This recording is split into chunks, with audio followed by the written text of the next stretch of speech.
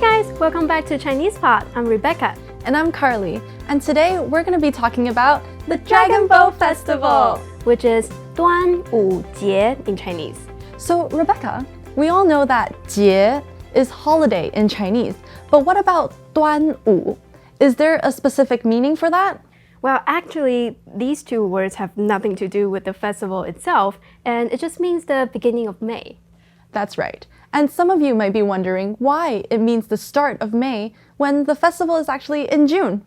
Well, that is because this festival falls on the 5th of May on the lunar calendar, which is around June every year.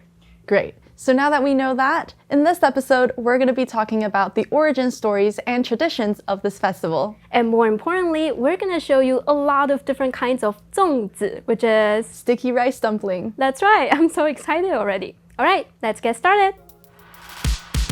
So, Carly, why don't we start by telling everybody about the story behind this festival? This is about the famous poet Qu Yuan, right? Yes. So Qu Yuan was a poet and politician during the Warring States period. He was known for his patriotism and was beloved by the people. However, one day, he heard that the king had been killed, and he was extremely saddened by this news that he decided to throw himself into the Miluo River to end his own life. And when the people heard about this, they started to wrap those sticky rice dumplings into bamboo leaves and threw them into the river in the hopes of preventing the fish from eating his body. Now, this is very important because in the Chinese culture, it is tradition to keep the bodies intact for people to commemorate for the deceased. Yes, and that tradition evolved into today where people would eat sticky rice dumplings to celebrate this day. That's right. Carly, I think this is a very sad story. I feel like when people first hear about the Dragon Boat Festival, they would think, oh, maybe there's some happy backstory to it. Yes, but the story did turn out quite touching in the end when everyone wanted to preserve his body.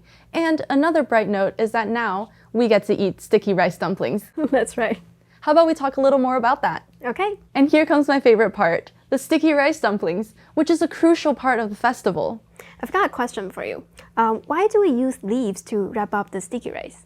So leaves are very sustainable, and they actually keep the natural flavors inside the sticky rice. Yeah, that's right. And I also noticed that the surface of those leaves are non-stick, so you can just eat it straight out of the leaves. It's very convenient. Exactly. So originally, there were only two types of dumplings. The first one is the meat dumplings, which is 肉粽, and the vegetarian dumplings, 素粽.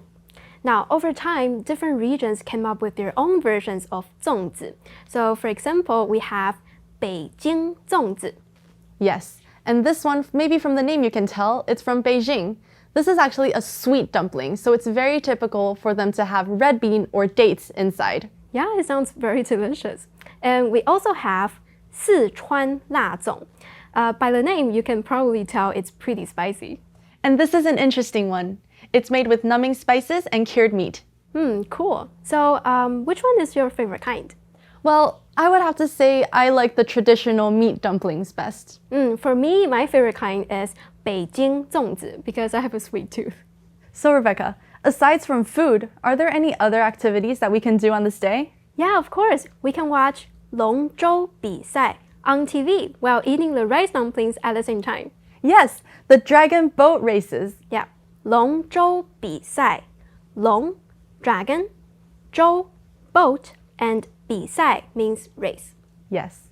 And so this actually became a tradition because when Qu Yuan killed himself, the people attempted to find his body in the Miluo River on a boat. They would head into the rivers in teams trying to find his body. But, Rebecca, why are the boats in dragon designs and not, for example, tigers? Well, I think maybe it's because the dragons look very scary and they were trying to scare the fish away. So over time, this tradition became the dragon boat race, where the teams would follow the leaders to snatch the flags. So have you watched dragon boat races before? Maybe once or twice. Me too. And what about, are there encouraging phrases that we could say to cheer on the team?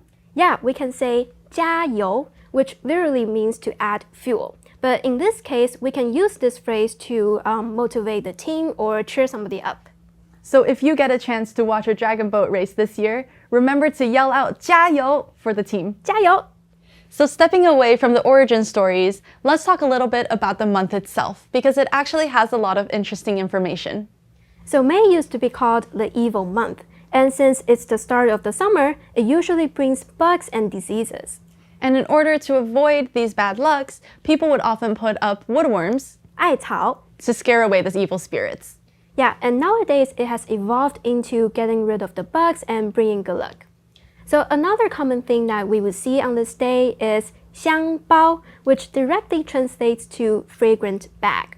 So parents would pack these dry herbs or Chinese medicine into these little bags, and children would carry them around to bring good luck and health. Yeah, and commercially now, a lot of these 香包 are in the shape of sticky rice dumplings. Another thing that we often see is that parents would tie colorful silk strings on the wrists of children for them to bring good fortune and longevity. Yeah, and we usually see those colorful decorations on kids because the parents are concerned about their safety or health. I remember when I was young, I loved to collect these 香包 because I thought they were so colorful. Well, I collected them because they smell so good, and I would hide them underneath my pillows. So another fun activity that we do on this day is that we would all gather around and try to make eggs stand up. And that is 立蛋. 立 to stand up, and 蛋 is egg. So everyone's heard about the idea of yin and yang in the Chinese culture. It is said that the yang energy is the richest at noon on the day of the Dragon Boat Festival. And people believe that this yang energy can bring good luck and good fortune. So through this activity of 立蛋, people can have good fortune all year round. If they succeed. It's too hard. I hope everyone has enjoyed this episode on 端午节. And thank you for joining us at our 立蛋 experiment. We'll try again next year. If you have any questions or feedback, please leave them down below. We'll get back to you as soon as possible. And we hope everyone has a great Dragon Boat Festival. 端午节快乐! Alright, I'm Rebecca. And I'm Carly. We'll see you guys next time. Bye!